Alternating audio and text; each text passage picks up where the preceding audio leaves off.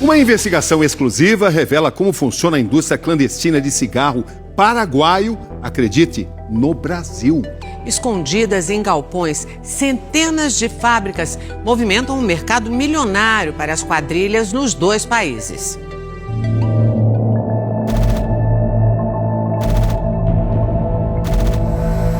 Fábricas clandestinas e funcionários proibidos de deixar o lugar.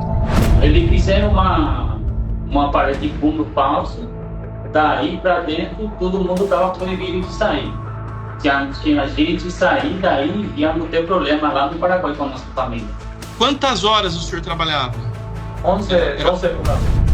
Os relatos são de homens paraguaios que trabalharam no Brasil, explorados por um esquema criminoso e milionário: a produção clandestina de cigarro. É uma situação que sim caracterizou a situação análoga de escravo. Ele trabalhava dioturnamente, sem direito a descanso, sem contato com o mundo exterior e ficava ali praticamente fechado, isolado dentro dessas fábricas. Uma investigação exclusiva revela que o chamado cigarro paraguaio, vendido ilegalmente nas calçadas, agora é produzido no Brasil, numa conexão entre quadrilhas dos dois países. Quanto é que está o maço aí? O maço ou o pacote? O maço. O maço está assim. Nas fronteiras brasileiras com o Paraguai, milhares de cigarros são apreendidos todos os dias. Essa embarcação caseira, fabricada no Paraguai, foi apreendida pela Polícia Federal de madrugada. A carga, cerca de 100 caixas, aproximadamente 1 milhão de cigarros. Aqui, mais um barco pequeno de madeira, também apreendido. E outra carga de cigarro. A embalagem plástica demonstra que a carga atravessou a fronteira de barco. Eles têm que carregar cargas muito grandes, ficaria muito fácil deles serem vistoriados ali na ponte. Então eles tentam fugir da fiscalização do ponto de fronteira. Então eles acabam indo pelo rio, acabam indo pelo lago. No ano passado, os postos de fronteira da Receita Federal apreenderam 789 milhões de reais em cigarros contrabandeados. São cifras enormes, mas que já foram maiores. Em 2021, as apreensões atingiram 1 bilhão e 300 milhões de reais, queda de 42% em 3 anos. Isso não quer dizer que o brasileiro esteja fumando menos cigarro paraguaio. Proibido no país por não se enquadrar nas normas sanitárias, porém mais barato que o nacional e muito procurado, principalmente pelos fumantes de menor poder aquisitivo. Pode fazer os 3% pra você. É fácil encontrar as marcas paraguaias em qualquer lugar. Quanto que tá aí, moça? 6. A contaminação do mercado brasileiro é superior a 50%. Em alguns estudos, ela chega até 54% de todos os cigarros vendidos no Brasil. Nós encontramos nesses produtos até 6 vezes mais alcatrão e nicotina do que o máximo permitido pela Anvisa, resíduos de chumbo, pedaços de insetos, coliformes fecais. Todos esses fatores tornam esse produto um problema também de saúde pública, porque isso impacta no atendimento dessas pessoas depois em hospitais, na rede pública de saúde. A queda das apreensões na fronteira veio acompanhada de um outro movimento, no sentido contrário: o aumento das fábricas clandestinas em solo brasileiro. As marcas de cigarro paraguaias passaram a ser produzidas e até falsificadas no Brasil. Barracões que do lado de fora não levantam suspeita. Dentro, máquinas que funcionam 24 horas por dia fabricando cigarro, todos de marcas paraguaias. Nas últimas 2 décadas, 76 fábricas clandestinas foram fechadas pelo país. Mais da metade só nos últimos 5 anos. São grandes estruturas que produziam cigarro ilegal e usavam marcas paraguaias de grande aceitação no mercado brasileiro. Já está dentro do território, né? Não tem que ter a preocupação de atravessar a fronteira. É uma fiscalização a menos que eles têm. As pessoas, repito, de mais baixa renda, procuram um cigarro estrangeiro, que é o Paraguai, porque é mais barato. É mais barato porque não paga imposto. Operações da polícia fecharam fábricas no Rio de Janeiro, Pernambuco, Minas Gerais e São Paulo, onde os agentes encontraram a produção clandestina nas cidades de Itatiba, Embu das Artes e Americana. Aqui, a fábrica estava em pleno funcionamento quando os agentes chegaram. 25 homens foram presos, 18 eram paraguaios. Quando da nossa incursão, tinham 14 pessoas trabalhando e 7 dormindo nesse alojamento. Era uma linha de produção ininterrupta, eles trabalhando em escalas de revezamento. Isso demonstra a robustez da produção que vinha sendo feita lá. No país vizinho, não faltam mão de obra e fábricas produzindo 45 bilhões de cigarros por ano, 7 vezes mais do que o Paraguai consome.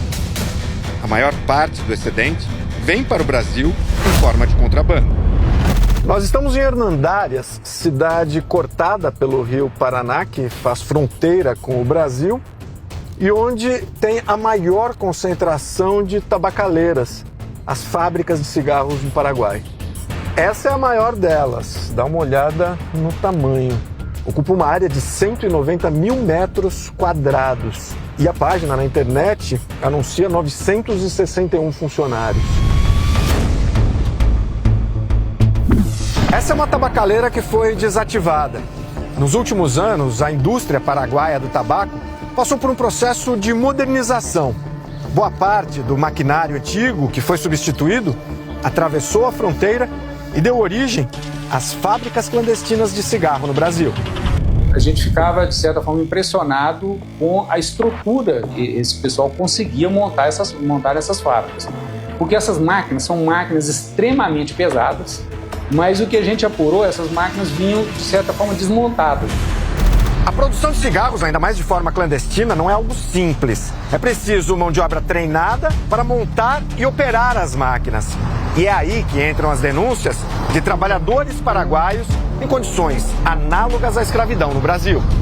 Não tinha sábado, não tinha domingo, e eles ficavam nessas fábricas confinados, eles não podiam sair da fábrica para nada. E também, assim que eles chegavam aqui no Brasil, eles tinham os celulares confiscados, eles não tinham contato nenhum com família, com o mundo exterior. Os relatos que você viu no início dessa reportagem são de paraguaios encontrados nessa fábrica na cidade de Americana. Eles foram ouvidos pela polícia e depois liberados. Estamos só com uma autoaposta, com chinelo e nada mais, sem nenhum... nada de dinheiro. Você recebeu algum salário? Não pegamos nada. Pedimos auto e caminhão fechado, não sabemos como.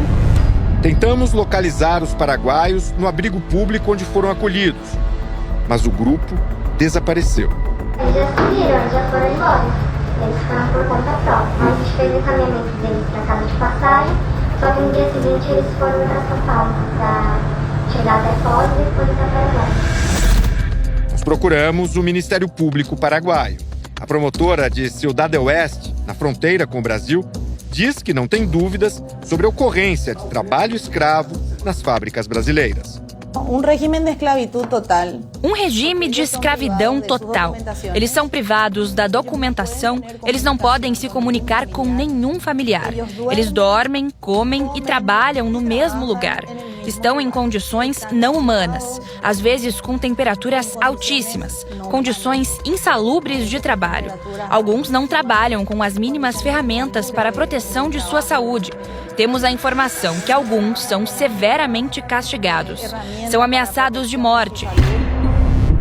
Ex-funcionários de tabacaleiras paraguaias são recrutados para trabalhar no Brasil. É mão de obra especializada para as quadrilhas. As investigações mostram que alguns são enganados sobre o que vão fazer. Um amigo que me disse que ia fazer trabalho hacia acá, mas eu era pedreiro e pintor e que ia ganhar bem. Mas segundo o Ministério Público do Paraguai, a maioria sabe em que condições vai trabalhar. Mesmo assim, é atraída pelos salários, que podem ser 4, 5 vezes maiores do que o que recebem no Paraguai.